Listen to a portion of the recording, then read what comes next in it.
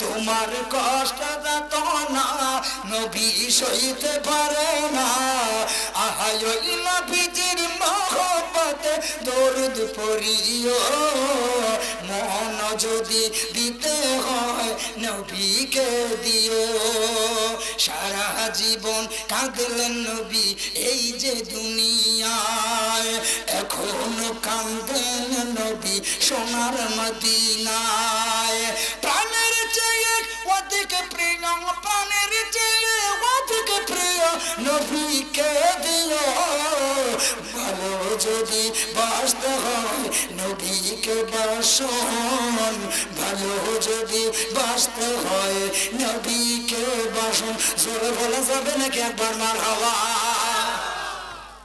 এ হলো আমার নবী আর আরব পেয়েছে আল জাজিরাতুল আরব পেয়েছে নবী আর আমরা বাংলাদেশ পেয়েছি নবী প্রেমিক কবি কবি কাজী নজরুল ইসলাম কবি আমার বলেন ও বাবা রাঙা আমার কবি ডাক দিয়ে तमाम পৃথিবীর মানুষকে জানায়া দেয় দুনিয়ার মানুষ রে চিরতরে যাব সরে তবু দিব না আমায় ভুলিতে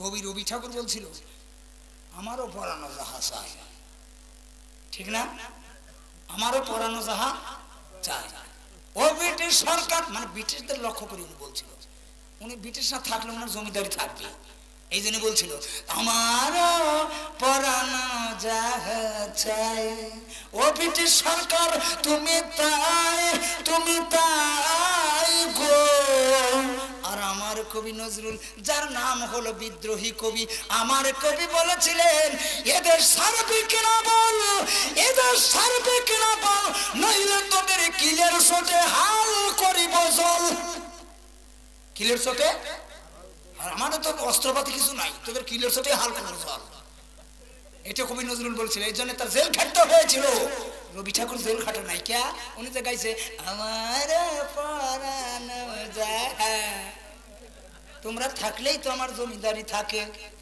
ঠিক না কষ্ট হচ্ছে নাকি আপনাকে এই বাবারা ভালো করে জেনে নাও শুনে নাও এর তোমাদের এই ক্ষেতপাড়ার জমিদার সংখ্যালঘু মুসলমানদেরকে গরু জবাই করতে দিত না গরু যারা জবাই করবে তাদের হত্যা করা হবে তাদেরকে মেরে ফেলা হবে তাদেরকে নির্যাতন করা হবে ক্ষেতপাড়ায় একটা রুম করা হয়েছিল মুসলমানদের নিয়ে নিয়ে পিটা হতো সংখ্যালঘু মুসলমানরা দুলাই গেল আজিম চৌধুরীর বাড়ি গিয়ে বলল হুজুর আমরা মুসলমানরা ক্ষেতপাড়ার মুসলমান শান্তি নাই আমাদেরকে একটু আপনি কিছু করতে পারেন বলে কি হয়েছে কয় আমরা একটা গরু জবাই করেছিলাম 7টা মানুষের মাথা কেটে দিয়েছে এবার বাবা আজিম চৌধুরী এলো এ বাবারা আজ কত শত বছর পূর্বের কথা জানো না ইতিহাস জেনে নাও শুনে নাও আমি বাড়ি সিদ্দিকিয়া জানাই দিলাম দুলাই থেকে এসে ক্ষেতপাড়া আসলো হাতির পিষ্টে চড়ে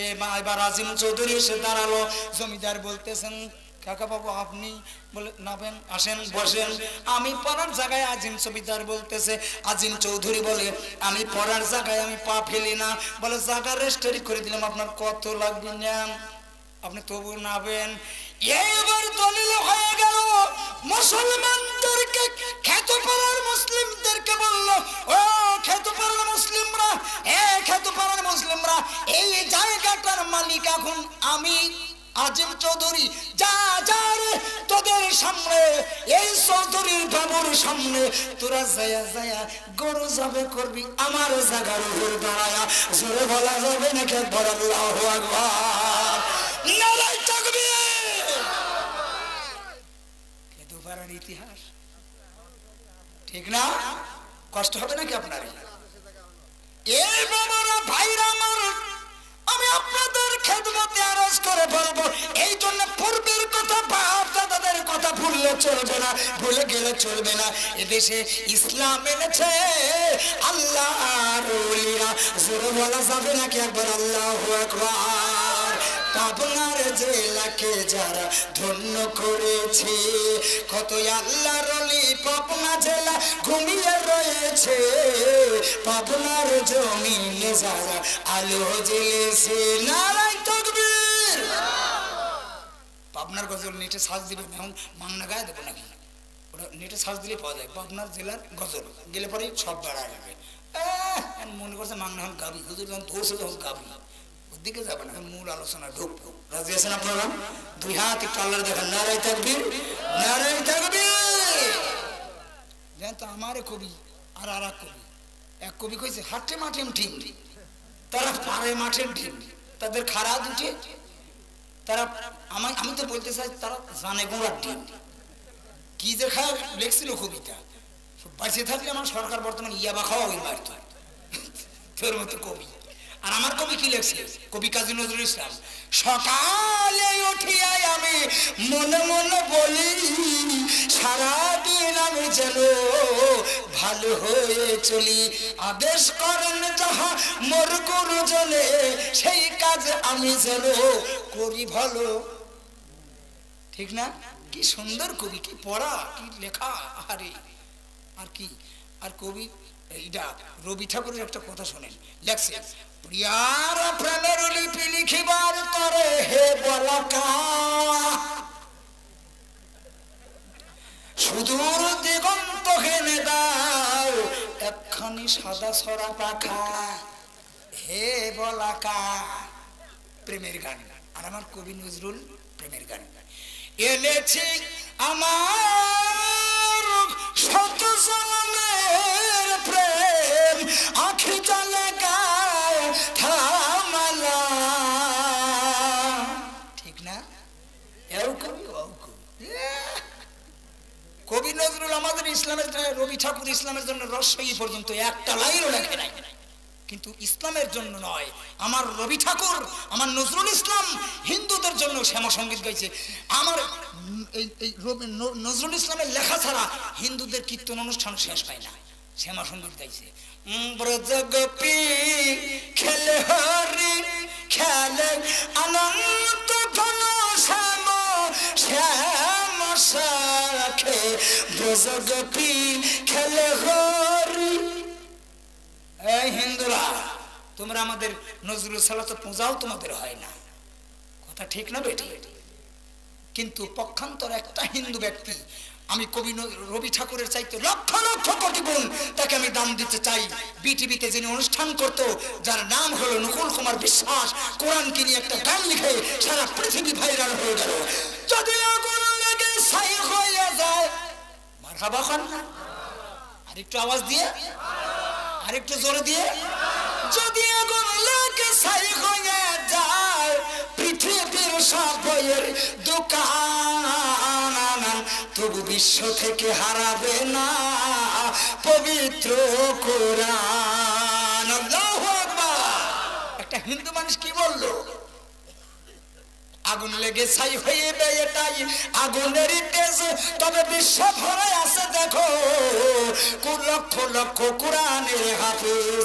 তারাই আমার সাফিয়া কোরআন, তারাই আমার সাফিয়া কোরআন, রাখিবে ইসলামের মান, তবু বিশ্ব থেকে হারাবে না পবিত্র কোরআন।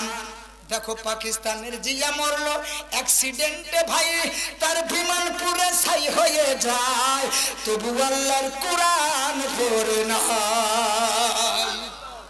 80 দশকে পাকিস্তানের জিয়া মরলো অ্যাক্সিডেন্টে ভাই, তার বিমান পুরে ছাই হয়ে যায়, তবু আল্লাহর কোরআন পড়ে নাই। এই যে আমার নূর নবীজির সাধনার ধন, সুবহানাল্লাহ বলেন। একজন হিন্দু মানুষ নবীকে কি নবী বললো? একটু জোরে বল না, মাটির নবী বললো?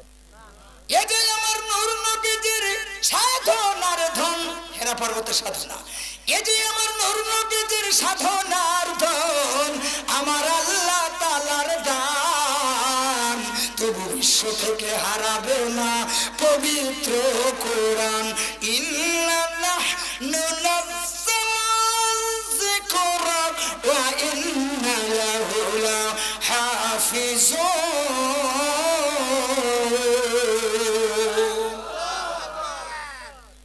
ঠিক না?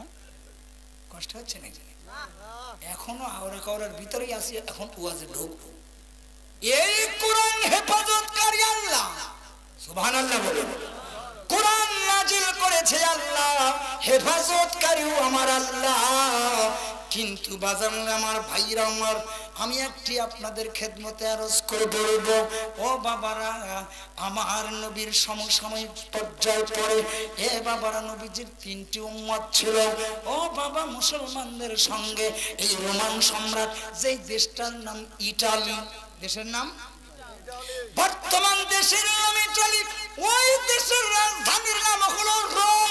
কোরআন শরীফের ভেতরে একটি সূরার নাম হলো সূরাতুল রোম, আছে না নাই?